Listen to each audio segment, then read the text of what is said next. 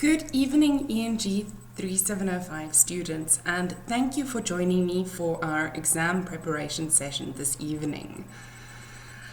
A couple of things before we get started.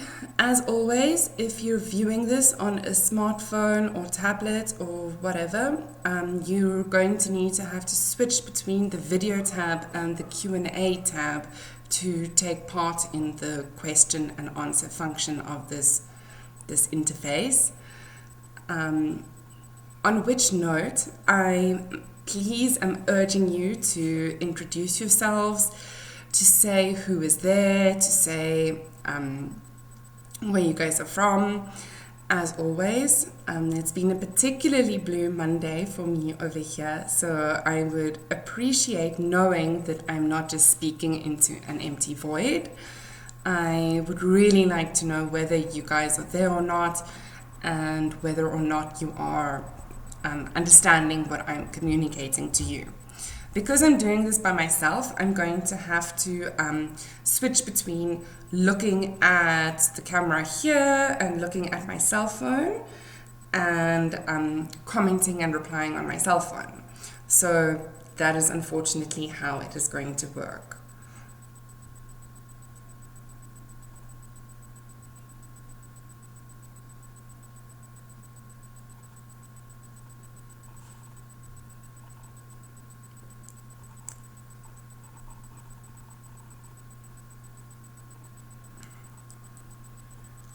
Okay, we have Mbai who is watching us. This is very encouraging. Thank you for not letting me be the only poor fool participating in this. Hello, Trina. Thank you for joining us as well.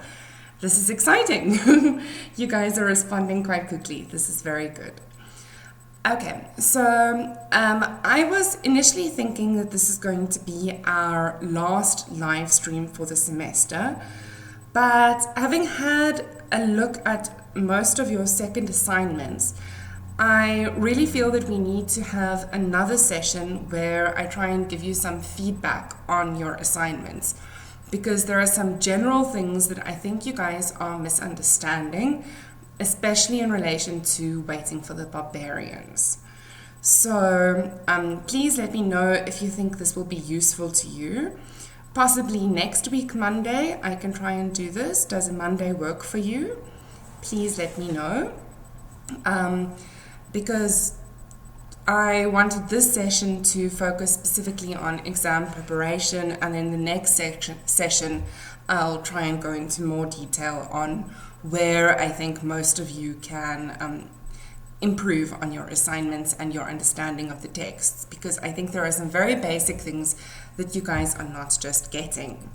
That said, however, I am very, very, very pleased because I think that we have a particularly strong group this semester. I don't think I've given so many distinctions in my life before. If you're not one of the students who's been receiving a distinction from me, don't worry. On the whole, you guys have been doing so much better than I have experienced in previous years, and this is really, really encouraging to me because I really want you to do as well as you can possibly do. So let us start with today's presentation. Let's just see if someone else has joined us.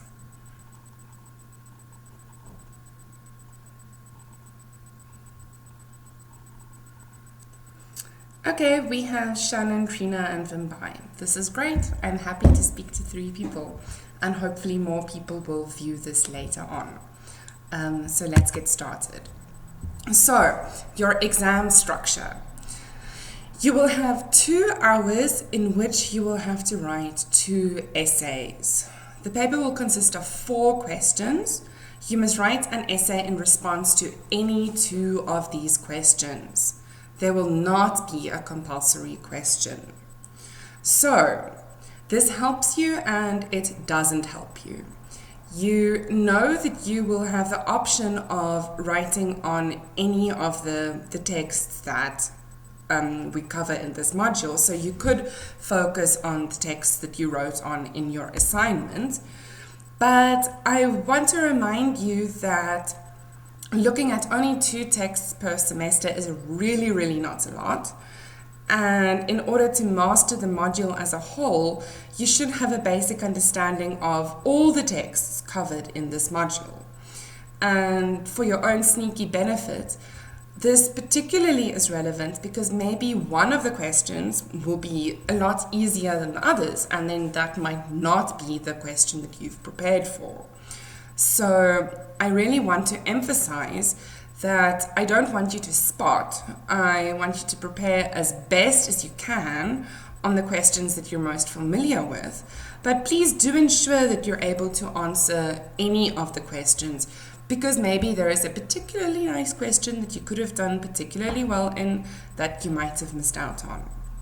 So now you know what is going to be in the exam. There aren't going to be any surprises. Meaning the next question is a little bit redundant. So what should you study? Confused monkey. So what you should do in preparation for your exam. You need to read each of your texts as many times as possible before the exam and make notes of important points. I know that this becomes a little bit tricky in relation to Dangerous Love, which is a text which is this thick. So I doubt that you're going to be able to read it 8 or 9 times before the exam. But please do try and revisit your texts after receiving feedback on your assignments. Miss Norkia is on leave at the moment. She's overseas, so it's just me holding the fort. I am spending each and every day from when I arrive at work until I leave work, and then also when I get home until I go to bed, marking your assignments. So I'm aiming to possibly have marked all of your assignments by Wednesday or Thursday, hopefully, unless something tragic happens in my life, in which case you will just unfortunately have to be understanding.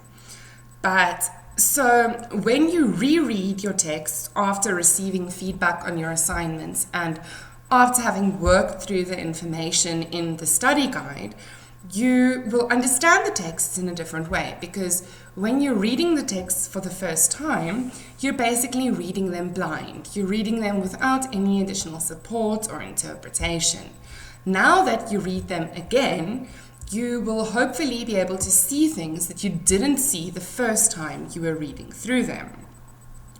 It's also important to make notes of important points, because this will form the backbone or the basis that you will be studying from.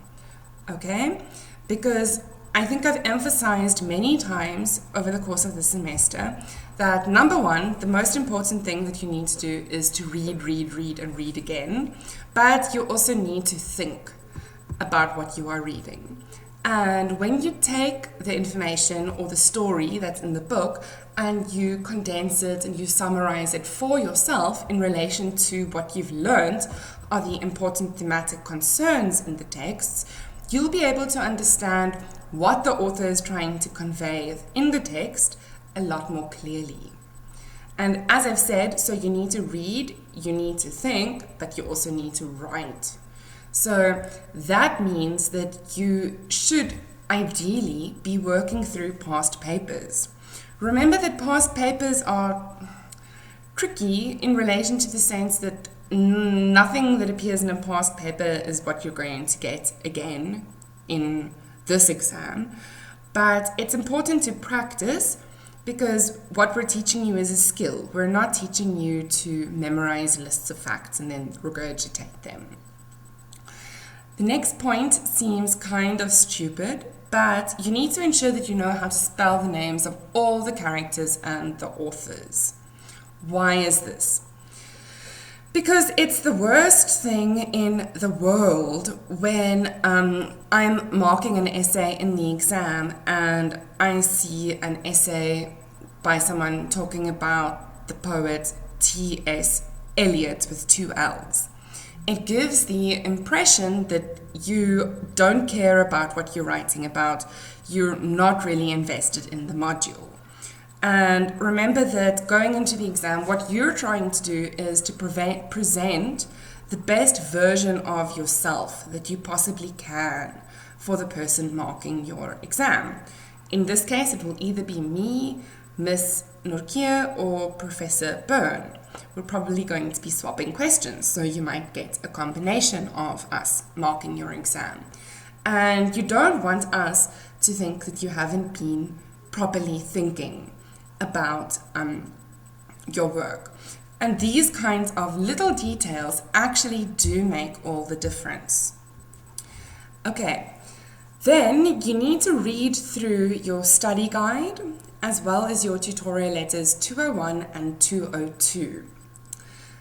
This should be obvious, as I've said, after working through the module and writing an assignment. You need to go back because then the way you're going to interpret these things is different. You're going to have a deeper understanding of that kind of material. Tutorial letter 201 is available at the moment, but I'm holding tutorial letter 202 back just for a couple of days because there are still some students who had medical certificates and deaths in the family who are submitting their essays. And I don't want to release that tutorial letter before I've received all the essays. So you can expect the feedback letter to your second assignment by the end of this week. Okay, you need to make sure that you work on understanding the structure of an essay. Most of you are getting this right, for the most part, that is.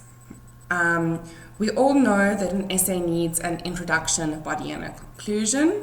Most of you guys have got the introduction and the conclusion down perfectly, but I do want all of you to try and work on your body of your essays, your argumentation in your essays.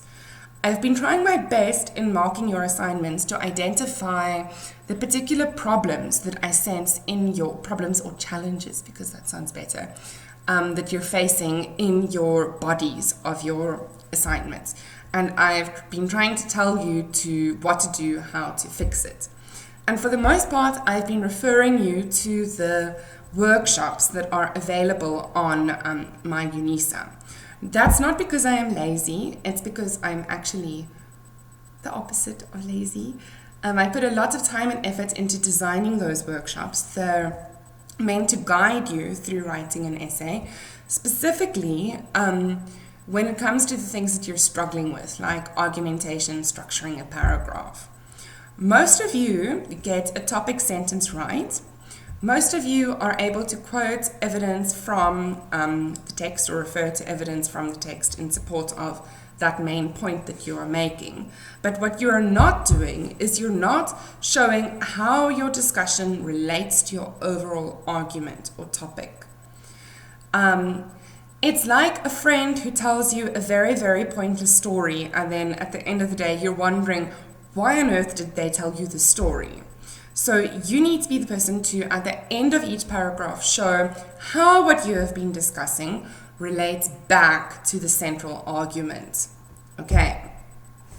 Make sure that you are able to incorporate quotes into complete and coherent sentences. And this relates to the next point. Understand that you need to give evidence from the text to substantiate each point you make. So, as we all know, this is a closed book exam. You're not allowed to take your books with you into the exam venue. So that might make you wonder, how are you supposed to give evidence, and why would you need to incorporate quotes?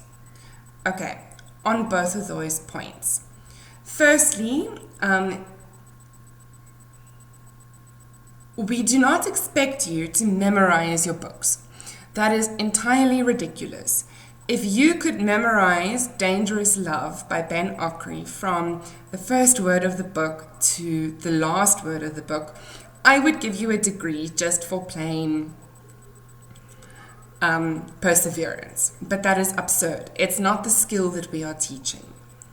So when you need to give evidence from the text to substantiate each point you're making, you should not at all try and replicate the original text word by word in your essay. You rather need to refer to examples from the text in order to substantiate your point. So you basically paraphrase that specific thing that happened in the book instead of quoting from it. Does that make sense? There may be a situation in which you want to incorporate quotes, and that is where we replicate a section from the book or from the short story or from the poem, where we want you to do a critical analysis or a close reading. And that is where we actually reproduce that section in your exam paper. And in that case, you should be able to incorporate or integrate your quotes into sentences. What does that mean? I think we've spoken about this before. It means that you don't just quote and then analyze. You put your quote in a sentence so that the sentence makes sense as a grammatically correct sentence as a whole. Do you all understand what that means? I'm going to check the phone in a minute or two because I know that there is a lag of about 2 minutes. So please tell me if you understand or don't understand what I'm talking about. There may be another instance in which you need to incorporate a quote, and that is where we give you a quote by a critic. In which case you will need to engage with that quote and use the words they're using in your own text and put those words into sentences. In terms of referencing and page numbers and all of that, that does not count in the exam. You do not need to worry about that at all because, as I've said before, you are not parrots. This is not a module where you are memorizing things in order to just recite them back at me. This is a module where I want to see that you've thought about and engaged with the material, and where you're able to take that and put it into your own words, construct an argument of your own that you present to me in the exam. So now I'm going to check if you guys are all still with me. Okay, Brian and Kendall have joined us. This is excellent. No one else? No, it does not look like that, but that is okay. So, what not to do in preparation for the exam? Leave everything until the day before. This might seem self-evident. This module does contain a lot of content. If you leave everything until the day before, you are setting yourself up for failure. You need to start studying and rereading your material and working with the feedback on your essays, Essay 1 and Essay 2, which I will hopefully be able to provide you by the end of the week, as soon as possible. You do not need to memorize large sections of the books. Why? I've already explained this to you. Maybe you can tell this to me in your own words. You should also not memorize examples of essays. This is because we're never going to repeat an essay question in an exam. We're never going to ask you something that is available on the internet. You are basically wasting your time in that regard. I also do not want you to panic or feel alone. I am here for you right up until the day of the exam, the day before the exam. As most of you know, I respond to my emails very quickly. I get my emails on my phone. So if you're struggling, please just reach out. Don't feel like you need to work through the material and you don't understand something and you don't know what to do and it's the end of the world. It's not the end of the world. I might be misremembering what happened in the book, but you should read it, Hitchhiker's Guide by Douglas Adams. The characters always carry around a towel to use in case of an emergency. I am your towel. I am here for you. I'm here to support and help you. Okay, what to do on the day of the exam? Make sure that you've slept well the previous morning. Eat a proper breakfast. We're all adults. Allow yourself enough time to travel to the exam venue. Take more than one pen with you. Take your student card or ID or driver's card or license with you to the venue. These are all real life things that might seem silly and pointless for me to tell you, but I feel that it is necessary for me to remind you of them nonetheless, because exams are scary and stressful, and you want to minimize as many of the real life issues and scary things as possible, so that you're in your best possible condition when you are actually writing that exam. Okay, when you are writing said exam, let's check if there's someone else who has a comment or a question.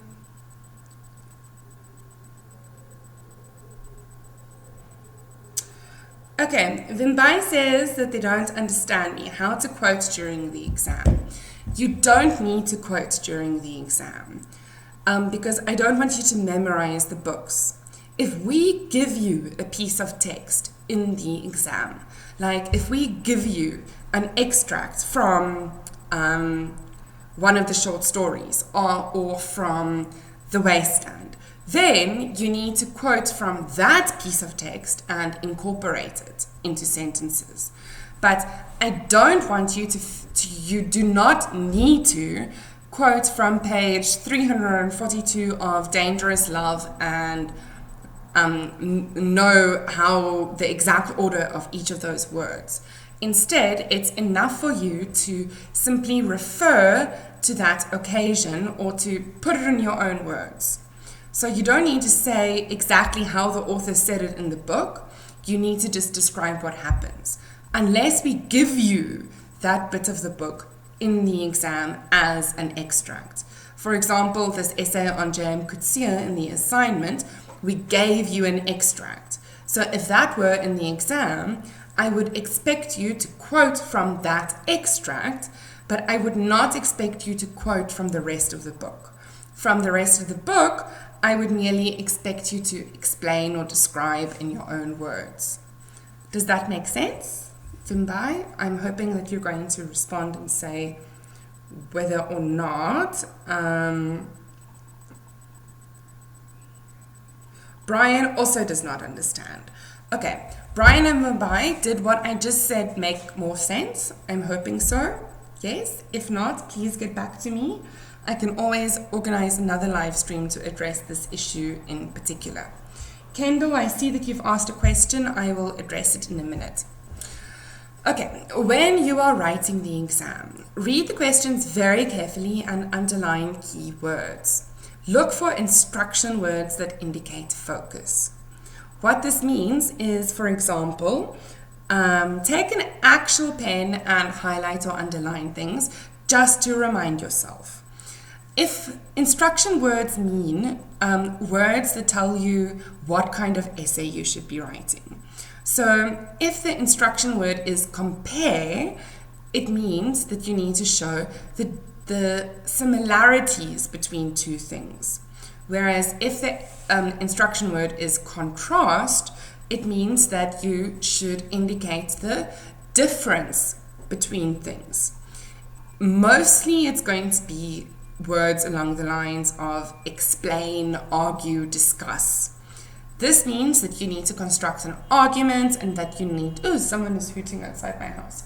It means that you need to construct an argument, provide evidence, and explain why you're saying what you are saying. Make sure that you understand what each question requires. This sounds extremely obvious, but very often students get confused by a question and then they write an answer that answers what they think, what they actually know best, instead of what the question actually wants. Rather, make sure that you are using the words as they appear in the question in your essay in the exam. That is very important.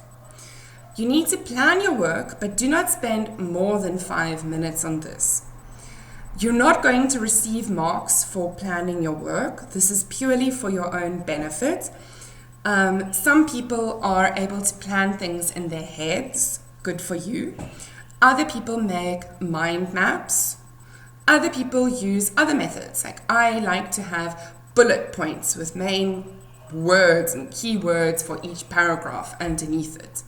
But it's up to you. You need to figure out what works for you. Why I'm saying this is because you can't just set off blind writing an essay without an idea where you're going. You need to actually conceptualize the argument you're going to make before you do so. Use all the time allocated to you. This is the silliest thing to say in the world, but it is still very important. I remember when I was writing exams at university, we'd be writing and then 20 minutes into the exam, or however long you can get up after starting to write, some individual would get up and they would waltz out. And I'd be torn between thinking, oh my goodness, you're so good, you were able to do that so quickly, and thinking, maybe you don't know anything at all and you're just wasting everyone's time. As a lecturer, I have started to think that it's more the latter, meaning the second scenario. You don't have a lot of time in this exam. Time is going to work against you. So use all the time that you have. This also means that you need to give yourself enough time to answer both questions. So don't spend an hour and a half on question 1 and then leave yourself only half an hour for question 2, because you're not going to be able to write a good enough essay in that time. And on that point, what I would suggest you do, you'll see I don't have a watch. I rely on my cell phone, but I need to remedy my ways. Perhaps just make sure you get a watch to take in with you into the exam venue.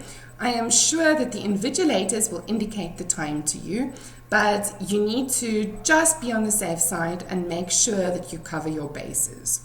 So make sure that you don't spend all your time on one question and then not give yourself enough time to answer the second question. And I would always advise you, I think, to answer the question that you're most comfortable with or familiar with first. But then don't get carried away by it though, because both questions count equally. Before you hand in, you need to read through both of your answers, and you need to edit your work. What does editing your work mean?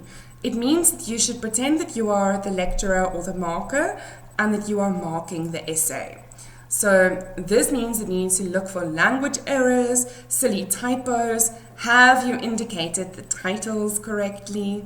This is a point that annoys me so much when marking your assignments. It's spelled out in so many places in your study material. If you have a poem that is a short poem, which you don't have in this module, it's in inverted commas. If it's a long poem that has different sections, it's in italics. But in the exam, you won't be able to do italics, so it needs to be underlined. So whenever you write The Wasteland, you need to underline it. Same goes for Dangerous Love and Waiting for the Barbarians. They need to be underlined.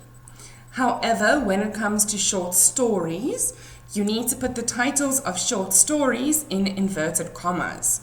So when you're talking about the whole book, The Bloody Chamber, you underline The Bloody Chamber to show that you are talking about the whole book and you're not talking about the specific story called The Bloody Chamber, which you put in inverted commas. Don't underline the titles of the names of the author. Don't put your quotes in italics.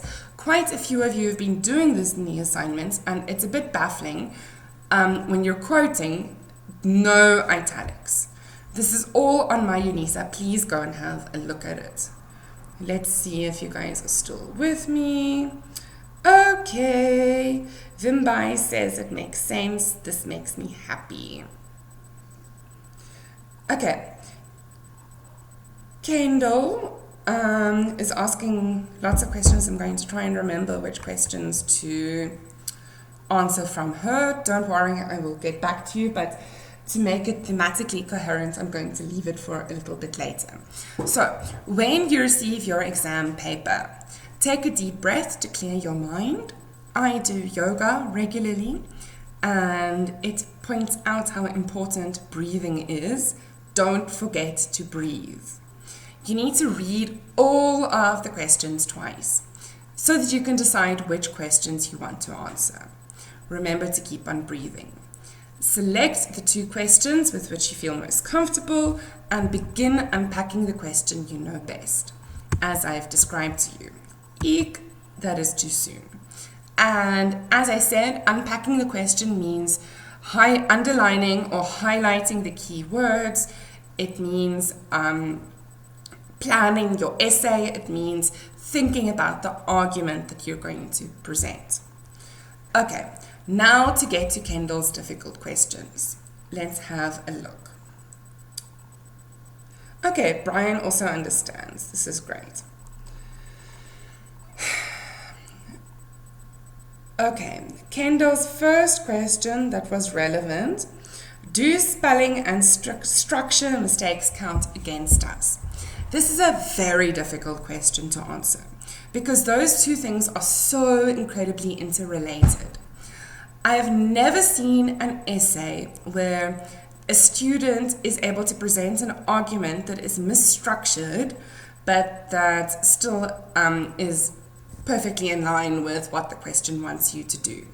So basically, I'm not going to sit there with a spreadsheet and go minus 2% because of this missing topic sentence, minus 5% because you did not incorporate this quote, minus 1% because you made a spelling error.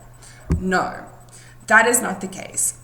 Content and structure and language and spelling and all of that count equally.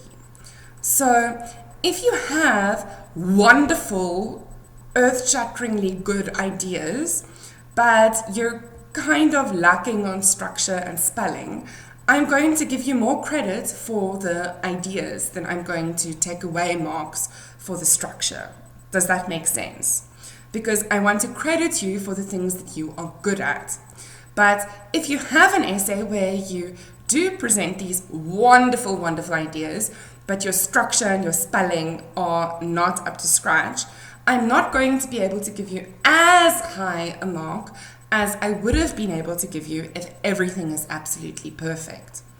Similarly, if you write me the most nonsense essay on earth where you basically just retell the plot and talk about what you heard on the Oprah Winfrey show, but it's all perfectly spelled, then I can't give you marks for that. You're going to lose very, very, very, very, very, very many marks. So basically, if I had to explain it to you, content counts more than structure and spelling, but those two things are symbiotic. I want you to be able to be good at both. But you also need to trust us to be able to use our judgment in applying this, which comes to who is going to be marking your exams. It will be one of three people. It will be me, Miss Nurkia, who is currently overseas, but she'll be back for your exam, and Professor Byrne. No one else will be marking your exams. It will be the three of us. And we're the people who have been working with you throughout the semester. So we know you, we want you to do well, we know what we've taught you, we know what we expect from you, etc. I think there was another question from Kendall. She said, will the exam questions be similar to the essay questions? Should we be prepared to answer just 2 or do 3?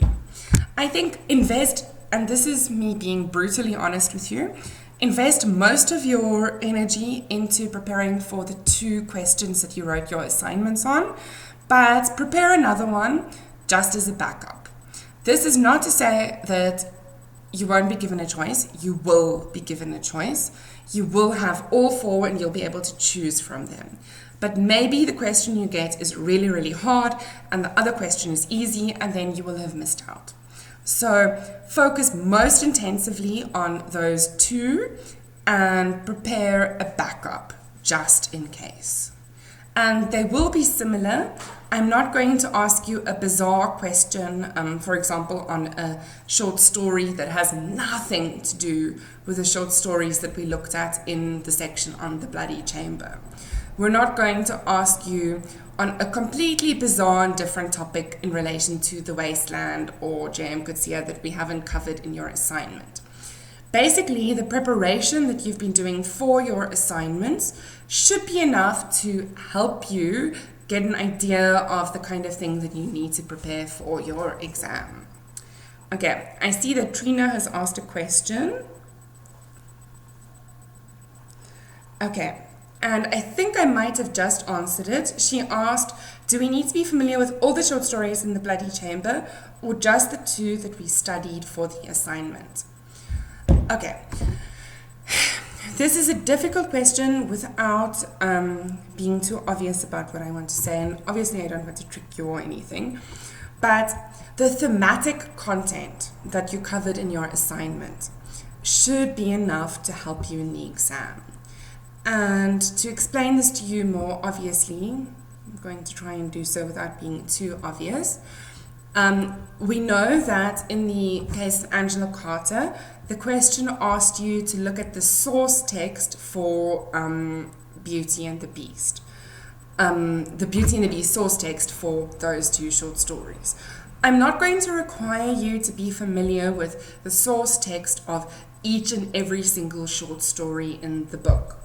But the kind of ideas that we covered in relation to those short stories might be applicable to other short stories in the book, in the collection of short stories. So what I would advise you is to focus most specifically on those stories that are covered in the assignment, but to make sure that you at least have a working knowledge of what happens in the other short stories and what the other short stories are trying to do. Does that make sense? I hope so. I know there is a lag, so before I close off,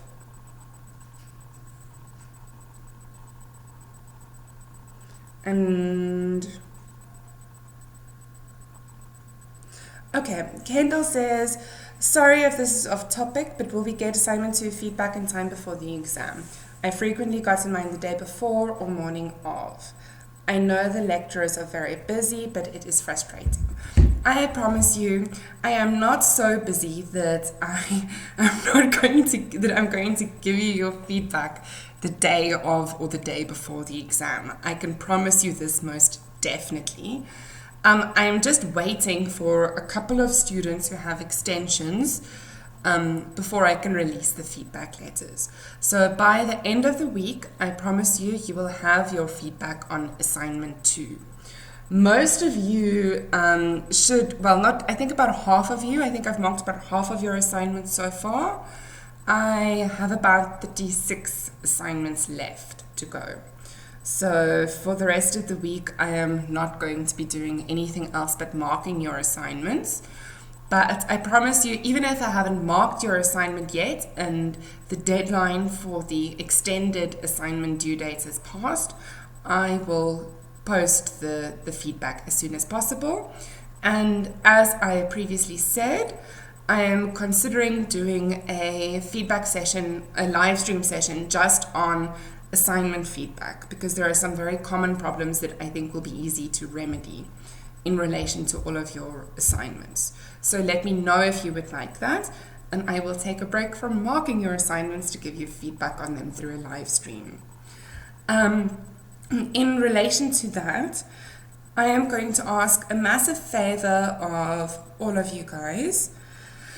I would like to have you assess me for a change. Well, not just me, but my colleagues as well, and the module as a whole. I'm going to be posting, I haven't quite decided which format yet, because I'm assuming you guys will like to do an anonymous assessment on the module, because you don't want to say how terrible I am and then have me prejudiced against you. Not that I would be, but for the sake of objectivity, but I'll decide how to do it.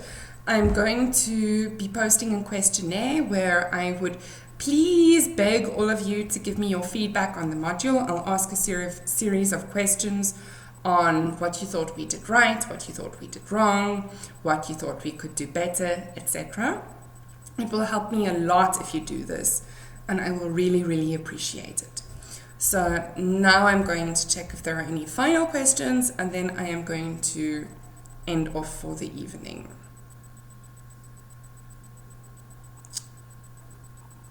Okay, I think we are all good. So good luck for your exam. As I said, it's been so wonderful working with all of you this semester. You've been such a strong group. Please don't lose touch now. Let me know if you have questions. I am here for you. I will do what I can to help you.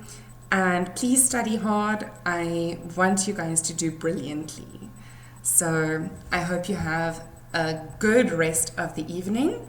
Thank you everyone for watching. And I will possibly, if there's enough demand, do an assignment feedback live stream before the exam. Good evening, and now we're going to see the postmodern me closing off the session.